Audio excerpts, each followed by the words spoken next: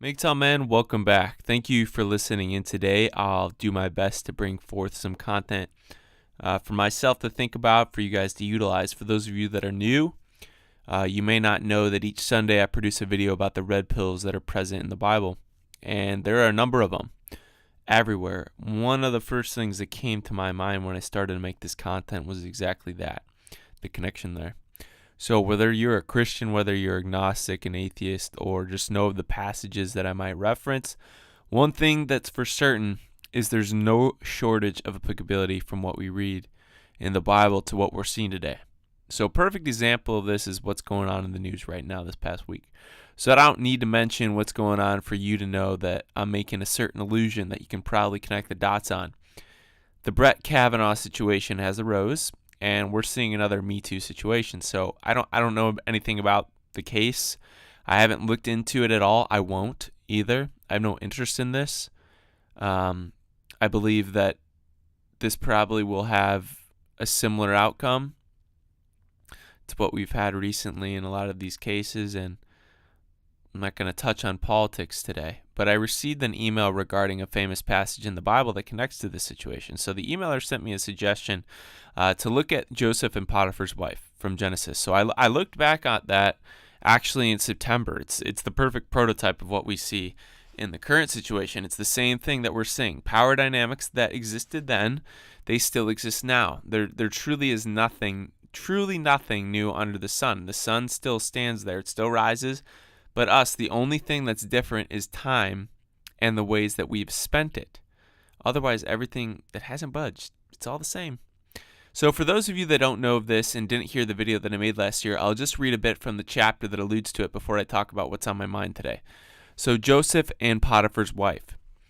Now Joseph had been taken down to Egypt. Potiphar, an Egyptian who was one of Pharaoh's officials, the captain of the guard, bought him from the Ishmaelites who had taken him there. So Joseph is in a position of power right here.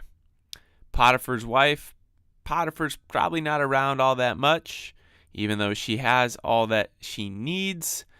Hypergamous tendencies tend to creep up when attention's not given. So Joseph is there. Joseph seems like he's an option. So going on, the Lord was with Joseph so that he prospered, and he lived in the house of the Egyptian master. When his master saw that the Lord was with him and that the Lord gave him success, Joseph found favor in his eyes and became his attendant. So Potiphar put him in charge of his household. So what we have right here is a little middleman situation. So now Joseph was well built and handsome. He's got the physical attributes. And after a while, his master's wife took notice of Joseph and said, "Come to bed with me." But he refused. "With me in charge," he told her, "my master does not concern himself with anything in the house.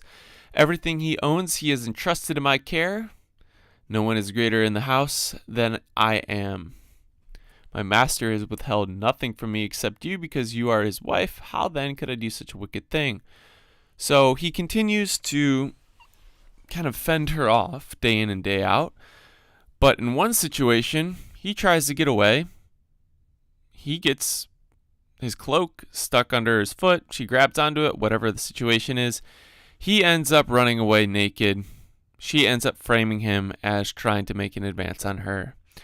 So I touched on that story back last September. We know how this would go, what the narrative would end up being. He gets thrown in jail for a time, but he gets redeemed. Today's difference, though. Like I said, we're seeing the same stories. There's nothing new under the sun. That's one of the great things about this MGTOW and biblical connection, the red pill connection there that I've touched on over the past year. But the only thing different right now, since nothing's new under the sun, is how we're spending our time under the sun. One of the ways that we're spending our time differently is in making this content. So in the past, Joseph's existed. They didn't necessarily have to live the MGTOW life, though, even with instances like this. Joseph probably didn't really have to consider this as something that was commonplace. But now we have to adjust to the times, and for those that are Christians, you're becoming MGTOW in some cases. So this is a new thing. There really was no need for that before. That would be really kind of bizarre. It would be very rare. Paul's saying that if it's something that you can accept, you should accept it, but At that time in 1 Corinthians, it's probably pretty rare for somebody to willingly accept that, but now not so much. So the only difference now is that there's nothing new under the sun other than how we're choosing to spend our time under it. So now we're spending our time making content like this. We're consuming content like this. We're living this life.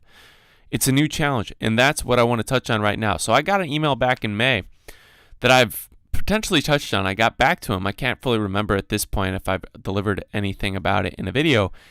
And he titled it, "It's Hard and Liberating to be a Christian MGTOW." So from here, this passage, it may get more applicable to the men within the community that are interested in the Christian life or involved with it or living amongst others. But it's hard and liberating to be a Christian MGTOW. First of all, the only thing in life that is worth doing, or the only things in life that are liberating, they're going to be the ones that are hard to do.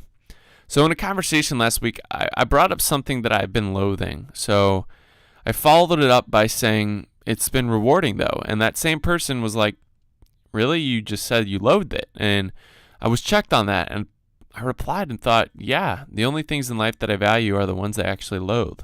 So the harder it is, that means I might loathe it more. But in the same breath, I'll become more attached to it. So for many men that are Christian MGTOW, that's your experience. This is your experience because you're flushing the flesh from your soul even more forcefully, and you're fighting your inflamed heart every single day. And because of this, on one side, you're becoming enemies with the world, as we are with MGTOW. But conversely, if you have these views, maybe you're not getting married and you're still around the church, or you got friends or family that are around you that are in the church, they will oppose you for this view. They'll see you as fatalist, defeatist, fear-based, nihilistic. So where do you turn? Really? You got nowhere to go. You leave the world. You look for the friends on this earth that you thought would be there to support this MGTOW decision that you made, and then you realize you don't even have them. You got nowhere to go. So to think that it's easy and it's an easy way out is a lie. You actually have nowhere to go on this physical planet. And for many men that are aware of MGTOW and living this life, and for those that aren't aware of it and are living the life, they are exactly as this guy describes in his email to me. As a MGTOW, I don't force or try to explain my views or beliefs. Loneliness kills me at times, though, being surrounded by friends who are in a strong pursuit of sex and female attention and affection at any cost. So I believe that one of the most MGTOW lines in the Bible is Luke 9:60, "Let the dead bury their own dead." So the road that leads to death is very wide. It's really easy to walk on.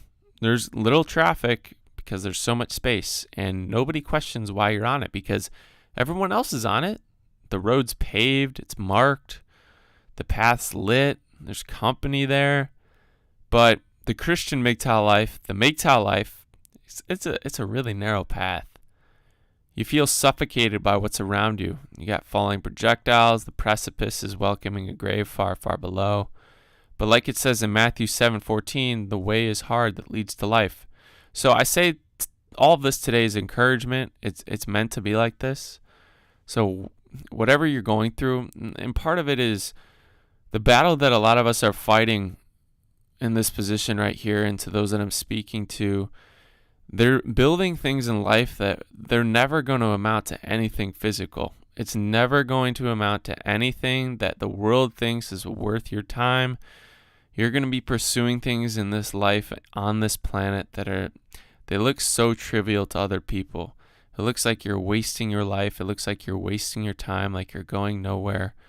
But really you're building so much more. None of it can be seen. And it's going to be thrown aside. You're going to be thrown aside because of that. But whatever you're going through, the light and the struggles, and when you realize that you were meant to be there, you deal with that fact that the path is narrow and that people from all sides are questioning why you took the route, because not the one that is being taken by everyone else is the one we're on, and that is fine. So sunrisecity@gmail.com, Sunrise City on Twitter. Hoodie's up, man. Hoodie's out.